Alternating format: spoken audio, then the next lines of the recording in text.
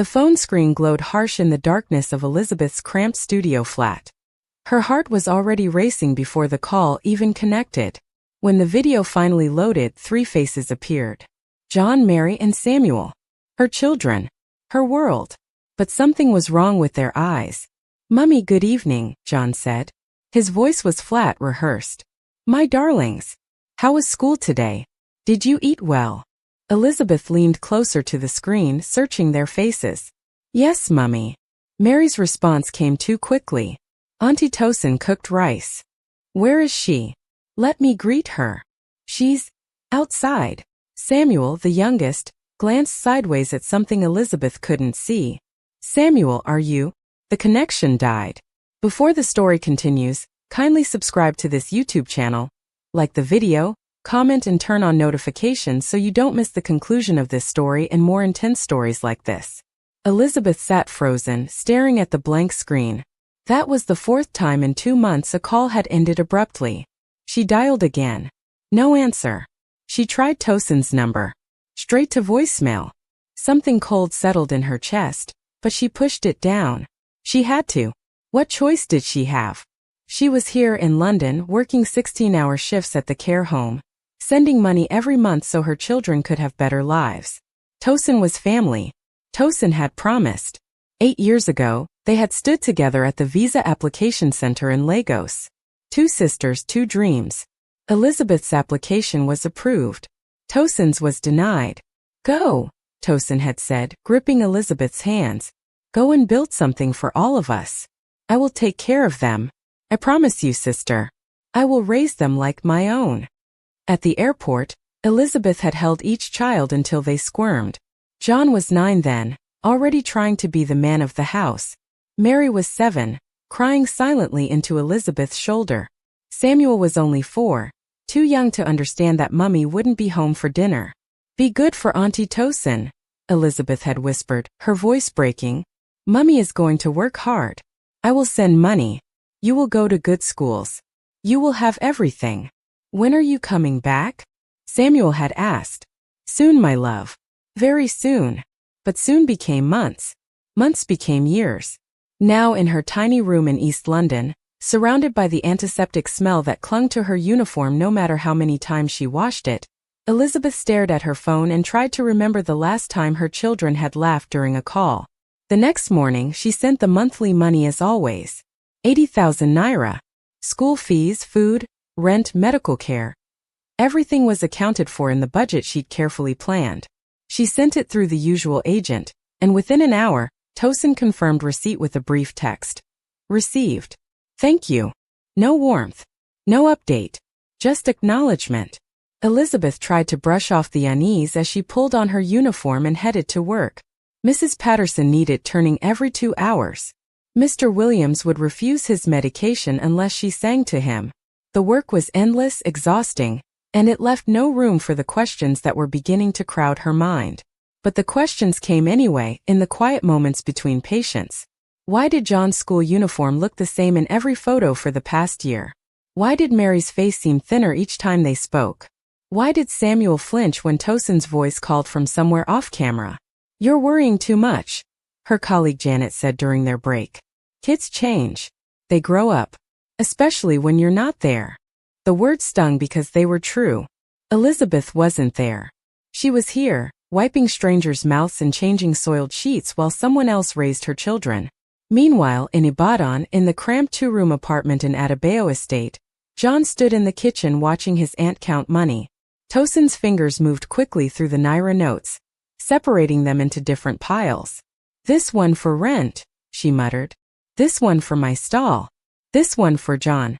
Why are you standing there? Go and fetch water." "Yes, Auntie." John grabbed the bucket and headed outside. His stomach was cramping again.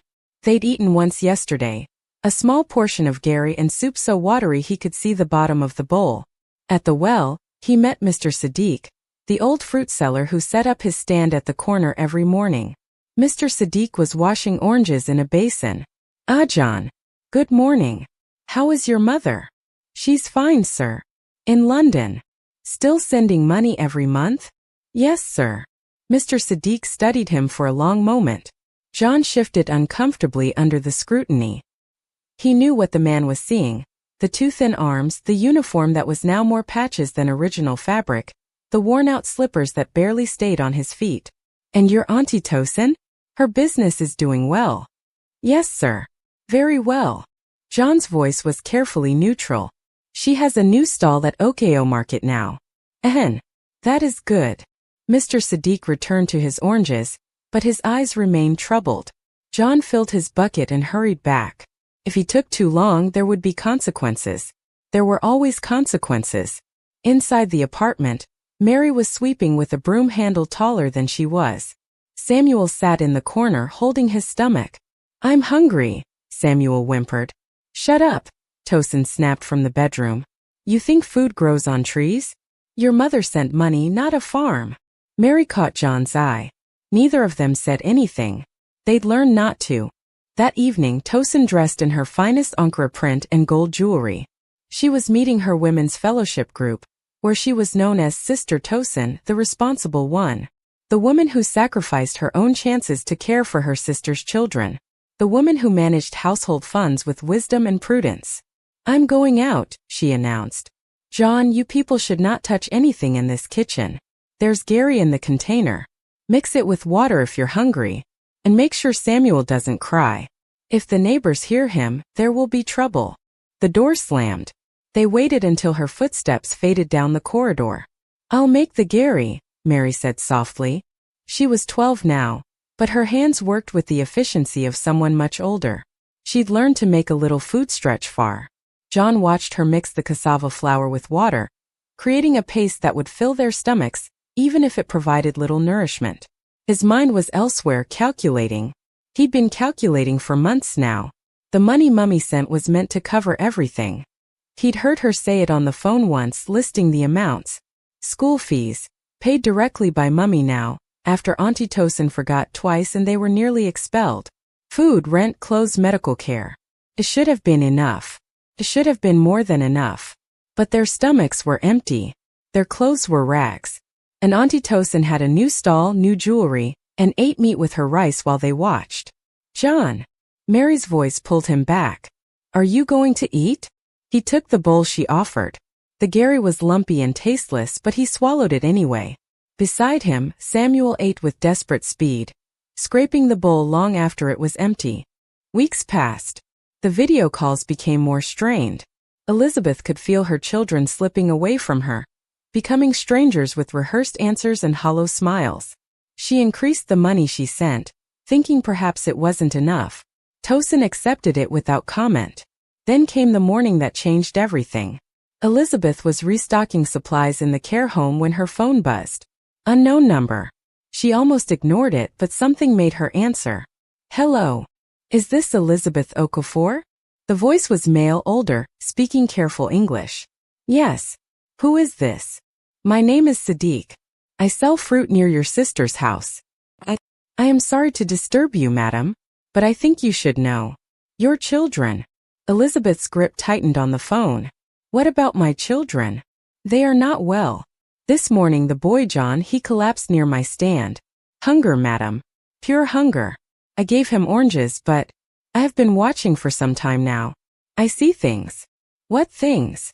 Elizabeth's voice was barely a whisper. "Bruises. Thin bodies. Yesterday I saw them selling fruit after school barefoot in the sun. Your sister's shop is doing very well, but your children."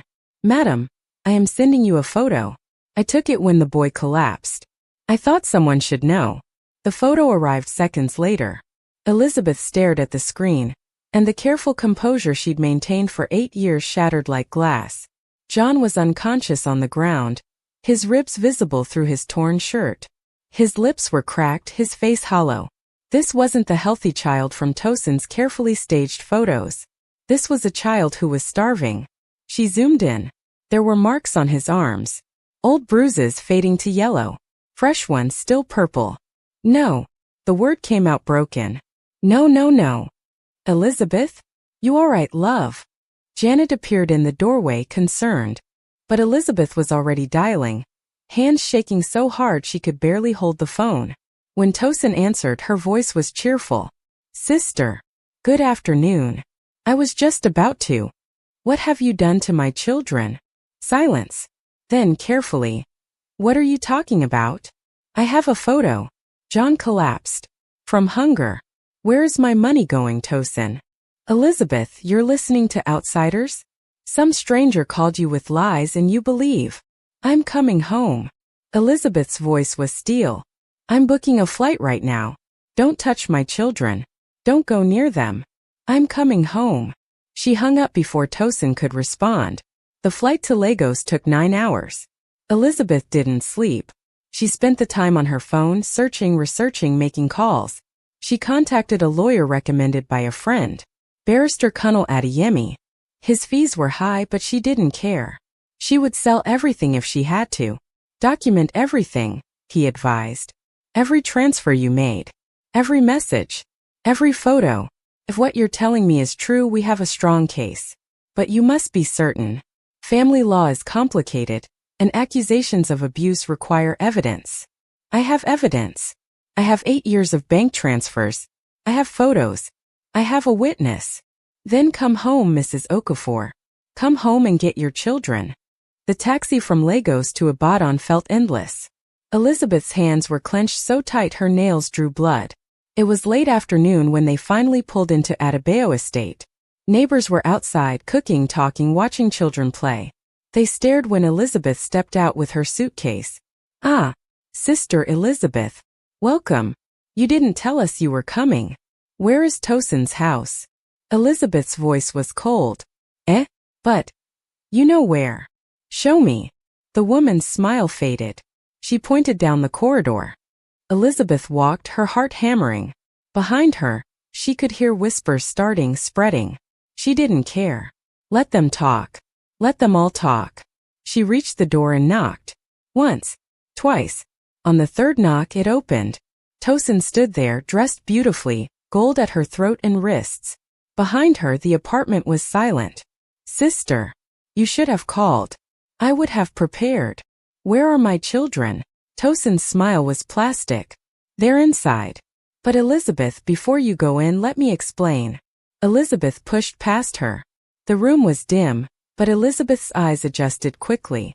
And then she saw them. John, Mary, and Samuel sat on a thin mat in the corner. They looked up at her with eyes that were too old, too knowing, too afraid. They were skeletons dressed in rags. Mary's arms were covered in bruises. Samuel's stomach was distended from malnutrition. Mummy! John's voice cracked. Elizabeth fell to her knees. My babies! Oh God, my babies! She pulled them to her, and they clung with desperate strength. Samuel was crying. Mary was shaking. John held on like he would never let go. I'm sorry, Elizabeth sobbed. I'm so sorry. I'm here now. I'm here. Behind her, Tosin started talking. Excuses, explanations, justifications. The money wasn't enough. Children are expensive. She did her best. How dare Elizabeth come here and accuse her? After everything she'd sacrificed. Elizabeth stood slowly, her children pressed against her sides. When she turned to face Tosin, her sister actually stepped back. You stole from them, Elizabeth said quietly. You beat them. You starved them. And you made me pay for it. I raised them. You left them with me and ran to London. You abandoned. I sent money every month. 80,000 naira. Every single month for 8 years. Where did it go, Tosin? Neighbors were gathering at the door now, listening. Your business, Elizabeth continued, her voice rising. Your new stall. Your jewelry. Your clothes. Built on my children's suffering. You have no proof. I have bank records. I have photos. I have witnesses. And I have a lawyer. The case took 6 months. Barrister Adeyemi was thorough. He presented every transfer Elizabeth had made. He brought Mr. Sadiq to testify. He brought school officials who confirmed the children often came to class hungry. He brought medical reports documenting malnutrition, old fractures, and signs of sustained abuse. Tosin claimed poverty. She claimed Elizabeth had abandoned the children. She claimed she'd done her best with limited resources. But the numbers didn't lie. Over 8 years, Elizabeth had sent nearly 8 million naira. More than enough to raise 3 children comfortably. The day John testified, the courtroom fell silent. He was 13 now, thin but healing. He spoke softly but clearly about the beatings, the hunger, the fear. About watching his aunt count money while he and his siblings starved. About being forced to hawk fruit barefoot to pay for mistakes he didn't make. The judge's face was stone. When the verdict came, Tosin's face crumpled. Guilty of child neglect. Guilty of financial fraud. Guilty of abuse of guardianship. Her assets were seized. The stall, the property she'd bought with stolen money, everything. It was all returned to Elizabeth. But there was a complication. Tosin had a son, Joel, 15 years old. With his mother convicted, he had nowhere to go. The court placed him temporarily in Elizabeth's custody. 3 months later, Elizabeth stood in the house built with her money, watching her children eat breakfast. Real breakfast. Eggs, bread, fruit. They ate slowly now, no longer afraid it would be taken away. Joel sat with them, silent and ashamed, but eating. He was a victim too, Elizabeth had realized. A victim of his mother's greed. More orange juice? Mary asked Samuel, and he nodded, smiling. That smile was worth everything. Elizabeth looked around the kitchen. At the children healing, at the justice served, at the painful path forward. Forgiveness would take time. Trust would take longer. But they were together now. Finally together. She whispered to the empty air, to herself, to the universe. Justice isn't cruelty. It's protection. Sometimes the people you trust most are the ones you must protect your children from. Elizabeth had learned that lesson in the hardest way possible. But she had learned it in time. And her children were home. To enjoy more stories, kindly subscribe to the YouTube channel, like the video, comment and turn on notifications so you don't miss more intense stories like this.